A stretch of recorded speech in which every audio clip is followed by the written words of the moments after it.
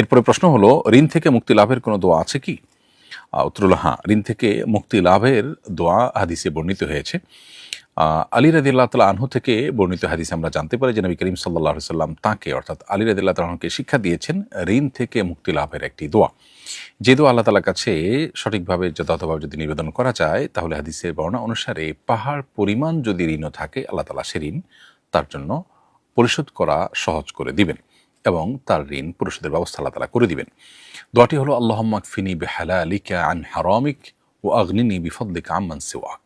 আবার বলছি, আল্লাহুম্মা কফিনি বিহালালিকা আন হারামিক ওয়া আগনিনি বিফদলিকা আম্মান সিওয়াক।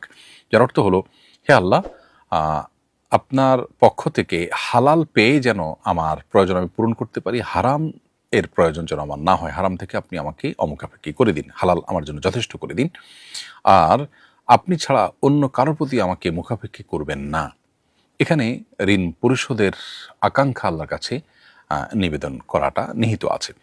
এই হাদিসটি তিরমিজিতে বর্ণিত হয়েছে হাসান সূত্রে। বিধায় আমরা এ দোয়ার মাধ্যমে ঋণ পরিশোধের জন্য আল্লাহ তাআলার কাছে নিবেদন করতে পারি, বেশিরভাগ দোয়া করতে পারি, ঋণ পরিশোধের জন্য আল্লাহর কাছে সাহায্য চাইতে পারি।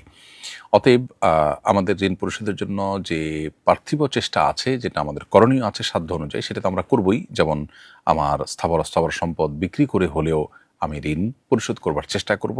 পাশাপাশি আল্লাহ রাব্বুল আলামিনের সাহায্য চেয়ে আমি এভাবে দোয়া করতে পারি, আল্লাহুম্মা কফিনি বিহালালিকা আন হারামিক ওয়া আগনিনি বিফদলিকা আম্মান সিওয়াক। আল্লাহ তাআলা আমাদের সবাইকে ঋণমুক্ত করে, ঋণের বোঝা থেকে মুক্তি দান করে তারপর দুনিয়া থেকে যাওয়ার তৌফিক নসিব করুন।